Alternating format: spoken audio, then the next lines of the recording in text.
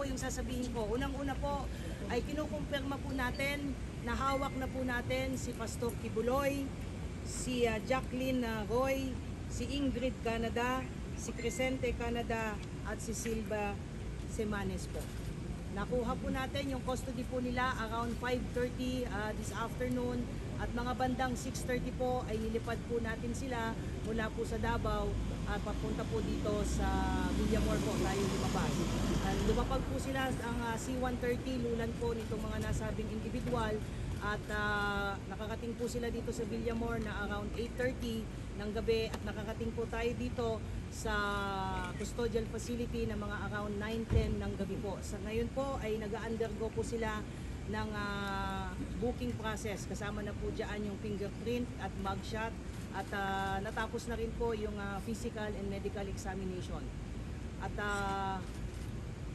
nangyari po itong pangyayari po na ito dahil kanina pong mga bandang 1:30 po ng hapon ay nagkaroon po ng negosasyon para po sa mapayapa po nilang pagsuko dahil binigyan po natin sila ng ultimatum ng within 24 hours po ay kailangan po nilang sumuko at nagkaroon po ng negotiation. So ito po ay joint efforts po ng PNP and AFP. Ma'am, sa loob po ba ng sa loob ng Kingdom of Jesus Christ sumuko? Doon po mismo sumuko? Yes po. Apo. Sa loob po ng KOJC compound po natin sila nakuha. Ma'am, dito sa loob ng PNP Custodial Center, magkakasama po sila sa isang kwarto? Paano po mangyayari? Wala pa po tayong detalye po dyan. Maraming salamat po, yun lamang Ano po po. yung mga susunod na mangyayari po?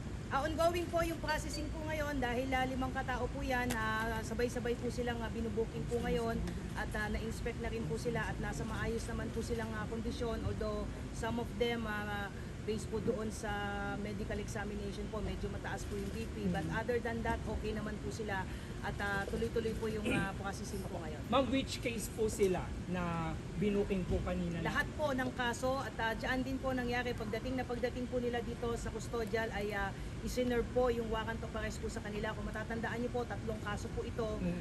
Yung kay Pastor Kibuloy po, yung child abuse po, yung sexual abuse at yung pong qualified trafficking. So binasahan po sila ng mga kaso po nila at nakaharap po ang kanilang abogado po. At pagkatapos po noon ay binasahan din po sila ng kanilang mga Miranda rights at mga kakapatan po. At pagkatapos po noon ay tuloy-tuloy na po yung ginawang proseso. Ongoing po yung proseso.